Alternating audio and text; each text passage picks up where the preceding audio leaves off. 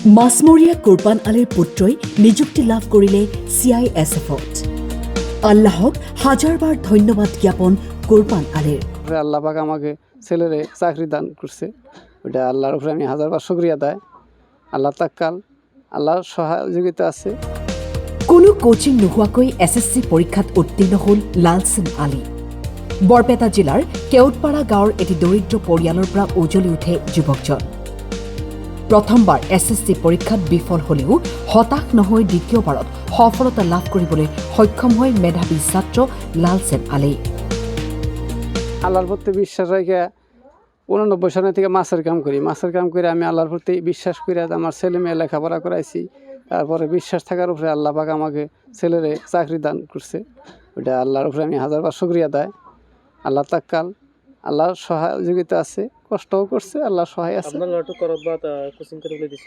নাই, ঘরতেই কোচিং করছে। হয়, 1 পয়সা লাগা নাই। ধন্যবাদ, অসংখ্য ধন্যবাদ দিচ্ছি আমি।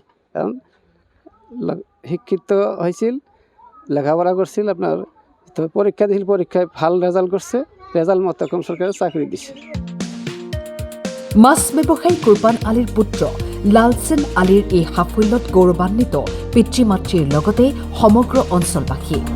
এই SSC GDত মানে সফলতা হৈছোঁ মানে 2 বছৰ ধৰি মানে চেষ্টা কৰি আছোঁ। তাৰপিছত আজি ফাইনেলি মানে CISFত মানে চাকৰি পাবলৈ সক্ষম হৈছোঁ।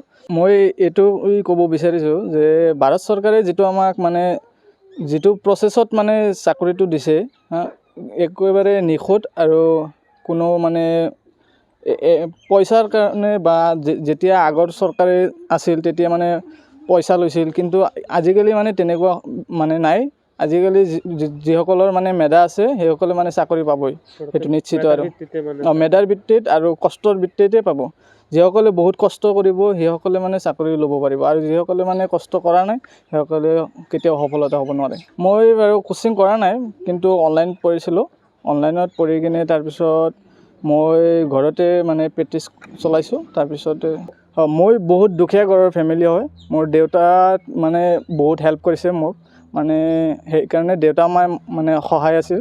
আৰু দেউতাই মাছৰ বেপাৰী আৰু বহুত কষ্ট কৰিছে। কষ্ট কৰাৰ পিছত আজি মানে মই সফলতা হ'বলৈ মানে পাৰিছোঁ। গৌৰৱ অনুভৱ কৰিছোঁ, যিহেতু মোৰ লগৰে একে সময়তে মেট্ৰিক পাছ কৰিছোঁ, একে সময়তে হায়াৰ ছেকেণ্ডেৰী পাছ কৰিছোঁ, লগতে একে সময়তে BA পাছ কৰিছোঁ। মোৰ লগৰীয়া বন্ধু এজনে যিহেতু পাইছে, মই বিশেষকৈ বহুত আনন্দিত হৈছোঁ। আৰু যিসকলে এছপাইৰেণ্ট আছে, যিসকলে দিব আগলৈ মানে এই ভাৰত চৰকাৰৰ যি পৰীক্ষা আছে, এই পৰীক্ষাত SSCত যদি কোনোবাই যদি নিযুক্তি লাভ কৰিব বিচাৰে তেতিয়াহ'লে ভালকৈ কঠোৰ পৰিশ্ৰম কৰক, আৰু পৰিশ্ৰম কৰিলে নিশ্চয় সফলতা লাভ কৰিব। হাউলিৰ পৰা জাহিৰ আব্বাছৰ ৰিপৰ্ট, টাইম 8।